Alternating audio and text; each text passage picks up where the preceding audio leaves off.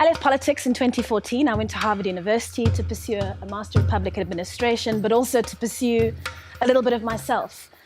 to try and figure out whether politics was the right vehicle for me to do the things that I cared about. And the things I care about are to make South Africa a better place, especially for young women, for black women, for the most marginalized people in South Africa, for poor people. We've got this obsession with politicians as these far-seeing, really powerful superhero-type figures, when really we're all just slightly damaged, a little bit narcissistic, very idealistic group of people who think that, the time has come for us to do something. And for whatever reasons, we step up and we try and make things happen. One of the things that fundamentally defined my experience at Harvard was the sense that in South Africa, we have this deep dependency on the idea of like a sole heroic political figure who will save our country from whatever traumatic or corrupt or dysfunctional political situation it finds itself in. But all of that has created in politicians and in people in our country this sense that the only way that we can survive as a country, or the only way that we can get ourselves out of the current mess we may or may not find ourselves in, is if some lone heroic figure comes riding in on a white horse to come and save us. As I moved through my journey in politics, I started to wonder whether I was doing that stuff that mattered,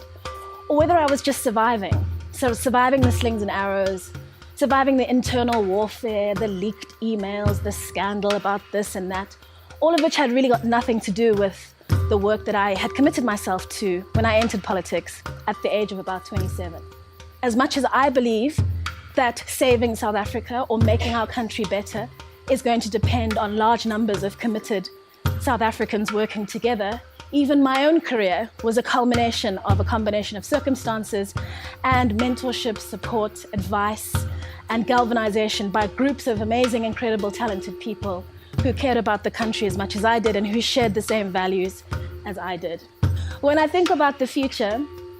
and when I write about the future, I try to think about the ways in which we can galvanize large groups of young people, not depending on sole, solitary, individual heroic figures, but working together collaboratively, understanding that they all have talents and value to add to the system and to the process, how they can get together and pull together in the direction of making South Africa a better place, even as they may disagree politically or feel differently about the ways in which we have to get there. From this simple, electoral victory of Donald Trump, they have learned how fragile it is and how much work has to go into making sure that democracy and all the values that they stand for, equality, fairness, and tolerance, are able to survive into the future. And I've come to the conclusion, like I did when I first entered politics, that the solution isn't going to come out of thin air by some magical conjuring, that I'm actually going to have to do some of the work myself.